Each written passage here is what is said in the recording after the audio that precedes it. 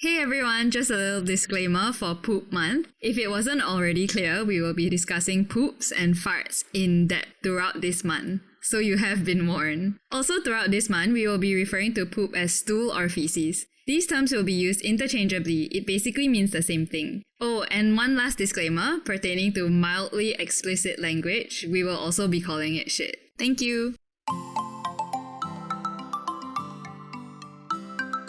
Hey, we are the Lab Doctors. I'm Amanda. I'm Dorothy. And I'm Zhao Yong. We are biomedical researchers who realized we still have a lot to learn about science. So why not join us on this quest?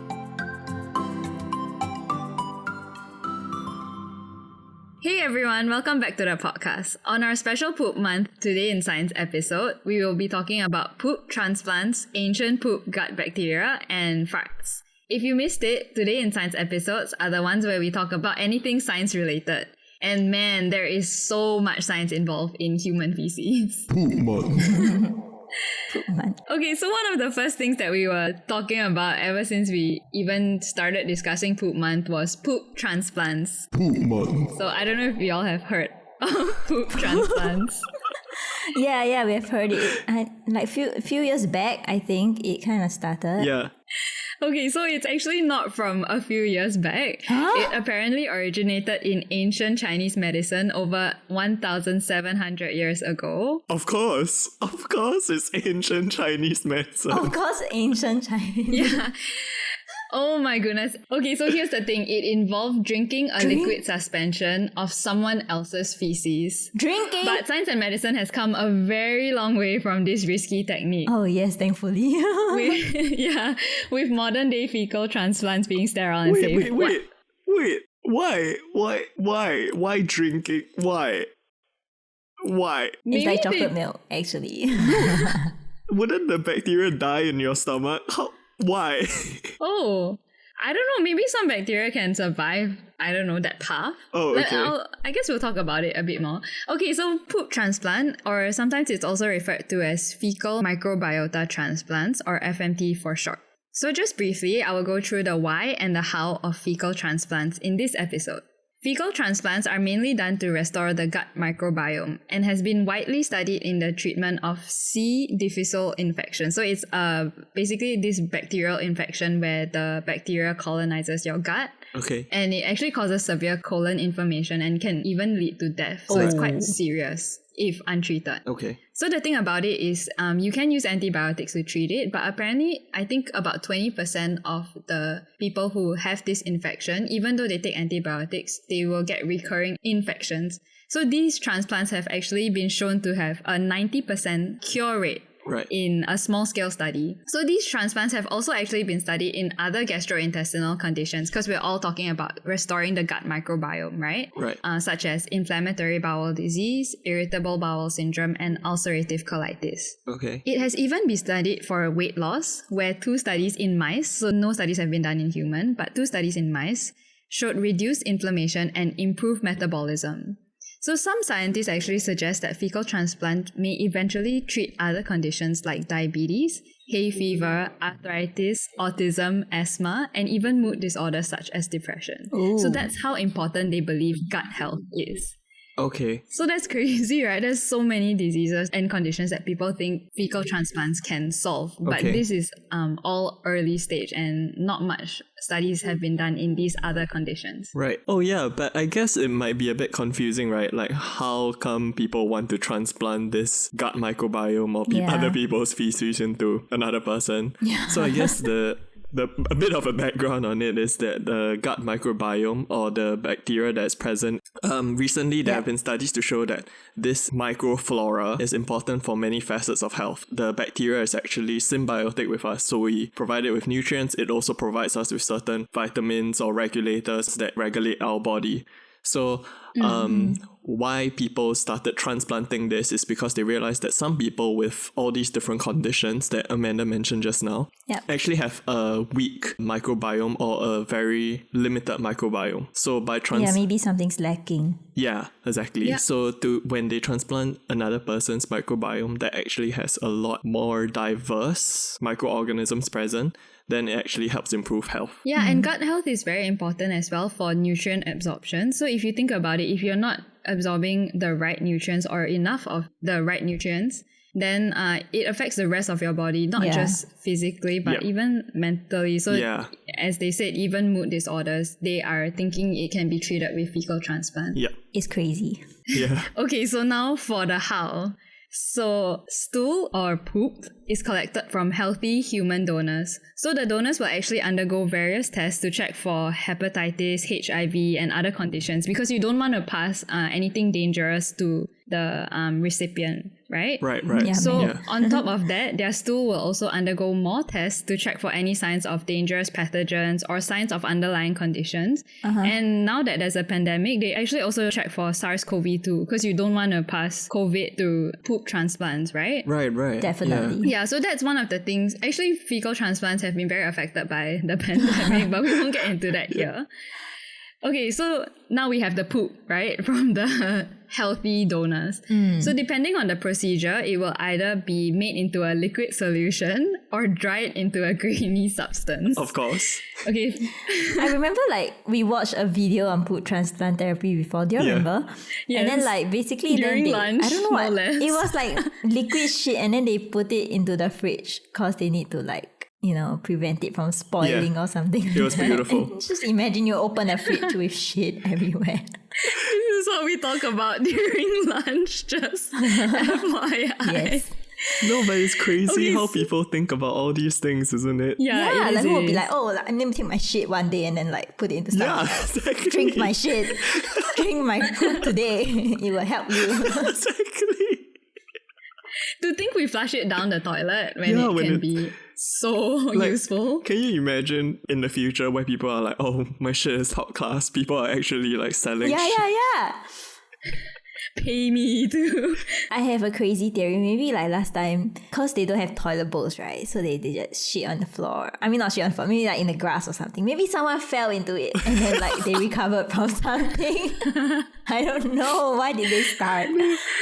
Anyway. I couldn't really find reports on that, so I think that will still be up for debate. Okay. But okay, so what Dorothy said was right. They keep it in fridges, but before you store it, the stool is actually filtered, treated, and sterilized.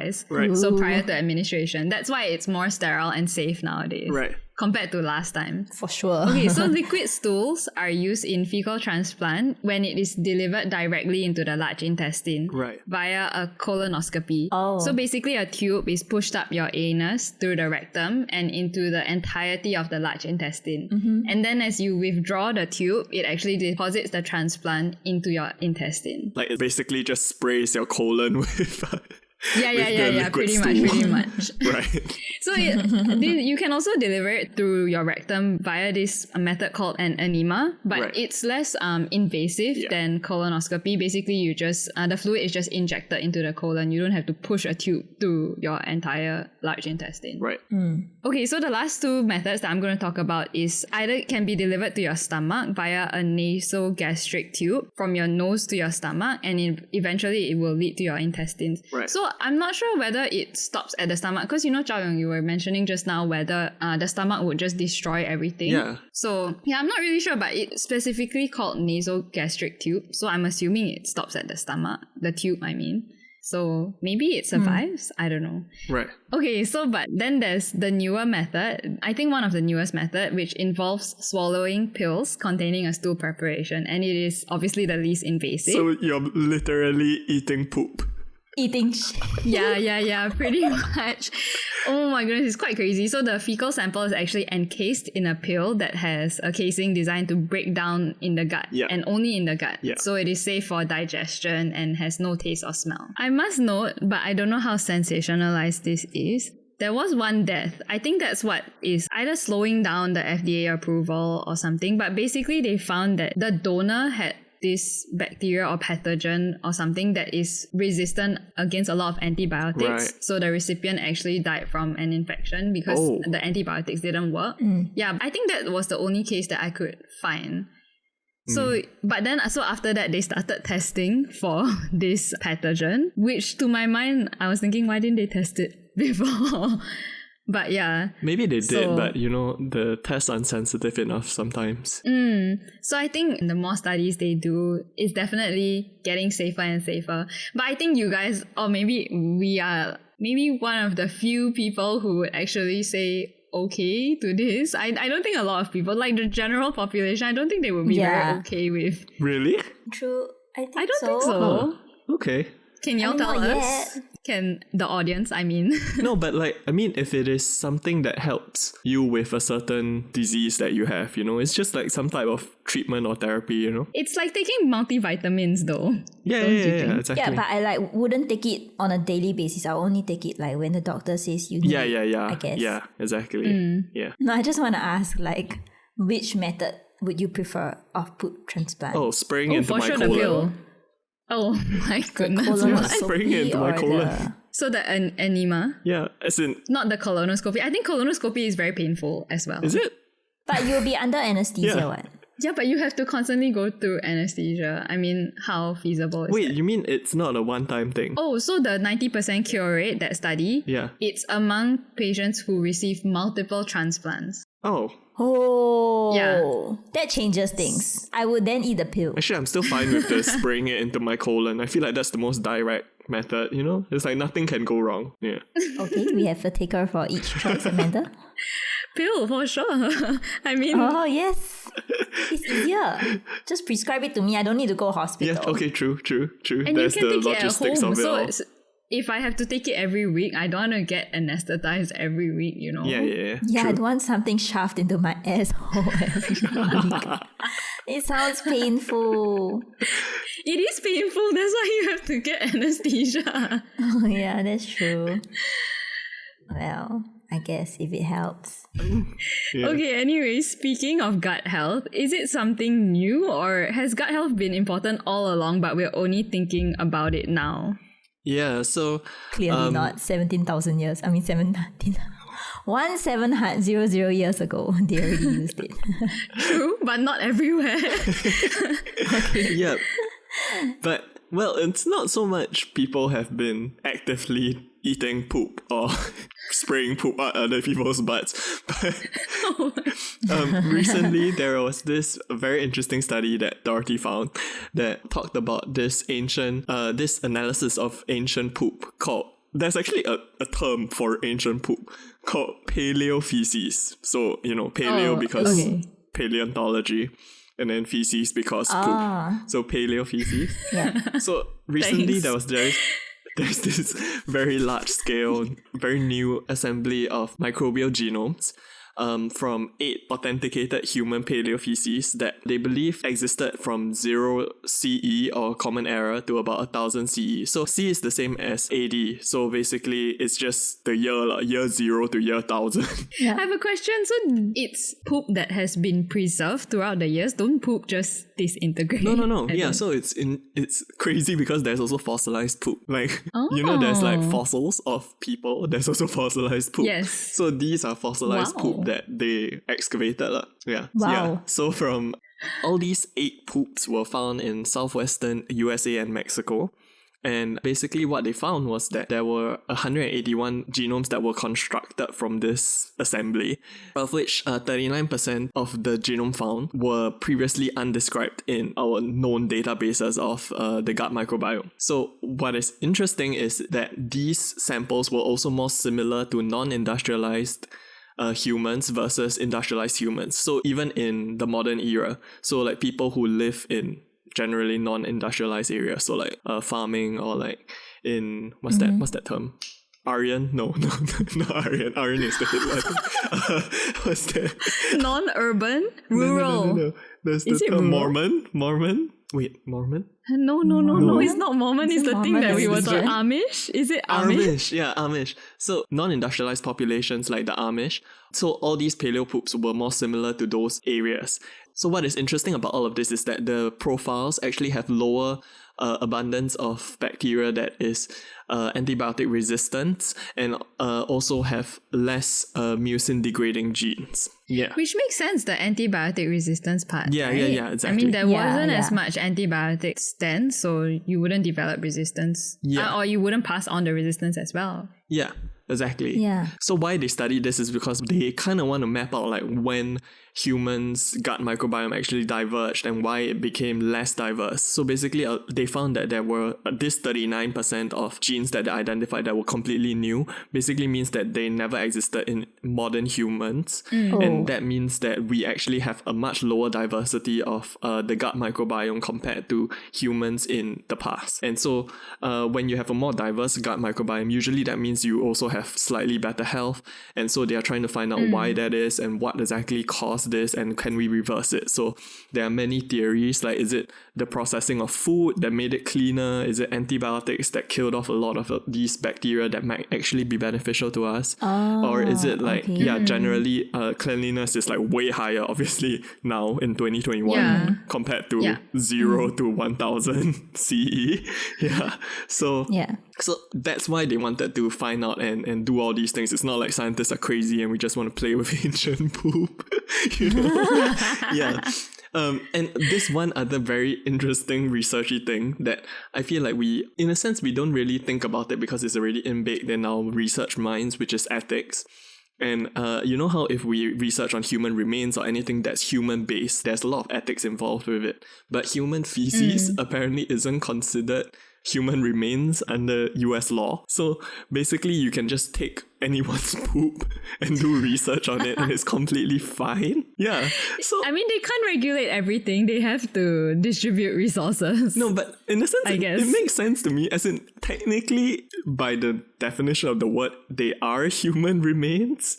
But they are also not human. Like, can you argue that poop is ever part of a person? Is the question, I guess. Well, at one point. But once it's out of my body, it's not. So if I cut off my finger, that is part of a human remain because it was a part of me, you know. But it's poop. I don't know. Anyway, but the main point is, so this research group, in a sense, was actually a more highly ethical one. They actually went to look into all the tribes that the samples might have an ancestral link to, and actually the people were very upset that they didn't consult them before starting this research. Oh no. Yeah. What? And so this is the first ever study that actually has an ethical statement for paleofeces because, you know, they felt that there was an ethical need to do it. And so that's very interesting to me. That's quite cool. That's very responsible of them. Yeah. But I'm just like, Fine. never really thought of, you know, human feces as, you know, something precious that is a human remain that I need to, you know, imagine if it's cherish. precious. Someone will put it in the museum. Yeah, I don't know, but like, you know, it's like, just, you know, it's one of those things where you're just like, oh, it flushes and it goes down the drain and you're like, please get out of my sight. But like, people are like, no, this poop is precious. Yeah, so. This poop is precious. And I guess talking about human poop that we disregard completely, there's also another thing that comes from our colon that we disregard completely, which are human flatulence or human farts. So Farts. Should I make a fart sound? Oh my god, I can't make a fart sound. I swear we're Doing children. with my brothers last time. Yeah. For people who didn't hear that, it was Dorothy trying to make a fart noise, if it wasn't clear. That was one. good. That was good. Put your mouth to your arm. Anyway. So yeah, since we are on the topic of poop, we should also talk about farts. Yeah. Because to me, I've always, not really always, like more recently, I've wondered if farting is indicative of the need to shit. Okay. Because anecdotally, I feel that way. Like if I start farting a lot, that means there's something in my intestines that I need to clear. I mean, in my large intestine. Yeah. Okay. Yeah, I don't know. Is it anecdotally the same for y'all? I don't know. It really depends on what type of food I ate, I think. That also. But lactose, milk containing stuff. Yeah, definitely. Yeah. So there's a lot of things that actually affect fart, and you can even go into sharts. But I think like so sharts are like Sharts? Do we need to clarify what is shart? Shit comes out at the same time. So there's actually a lot we can talk about, but I think it can be like a whole episode on its own. So I shall not go too much into it.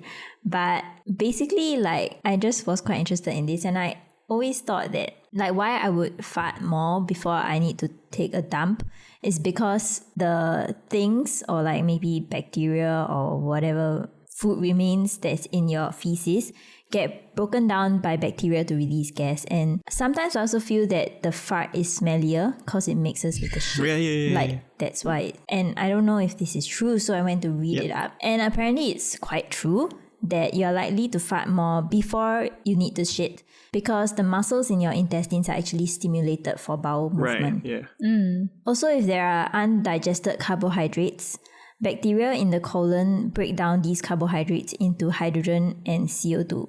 Yes. So this is quite interesting to me because yesterday I had like a carbo-loaded meal.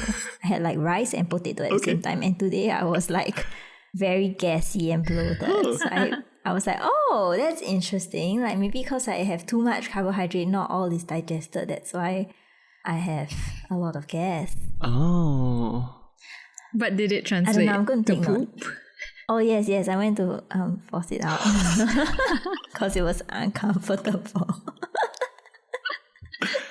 Anyway, so apparently, like, I don't know if you've heard people, like pregnant women say that they fart more. Okay. Because I think my friend told me before. But apparently, it's more evident that pregnant women fart more because hormonal changes slow down digestion. And so more of the undigested food can produce gases in the colon. Oh. And this is similar for menstruation as well. So hormonal changes occur and it makes one fart more, which this one I don't notice. But Amanda, you have to help me with this because I do notice that I always have more diarrhea-ish kind of experience when I have like my menses. And it's always a bloody mess, like literally. Wait, what? I'm not saying a bad word. Your poop has blood? It's always... No, it's it's blood like there's from... blood at the same time as when you need to relieve yourself. Oh. Do you experience that, Amanda? Like, Yeah, a bit TMI, but yeah, I do. And Yeah. I guess I never really thought of it, but and it's so painful as well. Sometimes I confuse cramps with stomach Yes. ache. And I'm not sure whether it's cramps or stomach ache or... Yeah, I don't know if you feel that. Yeah, I get confused as well. Like, because sometimes your cramps come before you actually start bleeding, and I'm like, am I just having a stomach ache or is this cramps? Like, cause it's around the same place where it's pain, but it's also different. Yeah. So, and yeah, I've heard my friends say that they also usually like need to go to the toilet more during menses to defecate. This is very informative. I'm like, oh, okay. Yeah, it's very informative and there's really so much more. I think maybe we can't do a fart man, but we can just do an episode on fart because it's also indicative of like a bit of your health. Oh, like I was talking to Zhao Yong earlier as well. I think one of the things that they always ask you after you have a surgery is whether you have farted. So it's making sure that your whole body system is working again, basically. Your gastrointestinal system is working again. So once you pass gas, actually that's one of the indicators on recovery after surgery. For certain But what kind of surgery? Like any surgery? Quite a lot of surgeries, I think. And I guess hospitalizations as well. Right. Yeah, so that's one of the things, the indicators that, maybe you can move on to the next set of recovery. So maybe you can sit up or maybe you can start taking more solid food, that kind of thing. Wait, how come like all the day surgeries that I've been to, they've never asked me this? Or is it because it's a day surgery? That's why. Day surgery. Probably those that you have to go under general anesthetic as well. Because yeah, maybe. Okay, that's my theory, because you are kind of anesthetizing your whole body, right? And then you just want to regain function everywhere. Okay. So I think one of the indicators is that you've regained function in your GI tract. Yeah, maybe sounds like it. Okay. Yeah, I don't know. That's my theory. I don't know if it's true, but it sounds like it makes sense to me. I don't know if it makes sense to you. Does. Okay. No. We can definitely look more into it next time. Yes, for our fart episode. Fart episode, yes. Bloop, bloop. Poop. So I guess earlier in the episode, I mentioned that our poop is actually very precious. And if you're interested to find out where our government actually hoards the poop from our sewage, at least I think that's what happens. They hoard the poop in our sewage, because now I think that is a very, I don't think so. Very, what's that, dedicated commodity. Resource. It's actually Hot a resource. Commodity. Yeah. It's a resource. It's a resource. And like, I'm pretty sure we don't have rights to our human poop. So... You can keep it if you want. Imagine the amount of gut microbiome there is in that. Yeah, exactly. All the good bacteria, the bad bacteria. But anyway. Good man. So next week, we have one more guest. It's our second guest after so long. And of all the COVID measures, it was very hard to get this guest over. Right. We have a guest who's going to telling us where our shit ends up in. And we're very excited because I've always been curious, like what happens after we flush the toilet The bowl. government keeps it. The government keeps everything. They keep all our shit. They secretly just want to research on our shit and they never even tell us what happens to it. We have no rights. Poop has no human rights. And as usual, subscribe to our YouTube channel and follow us on Spotify. A like and a comment would really help us a lot. You can also follow us on our social media, Instagram, Twitter, and Facebook. Feel free to DM us any questions. Alternatively, you can email us at thelabdoctors@gmail.com. We will also have some helpful links in the description, so do check it out. And if you like this episode, please share it with your friends and family. Thank you. Flush the toilet bowl.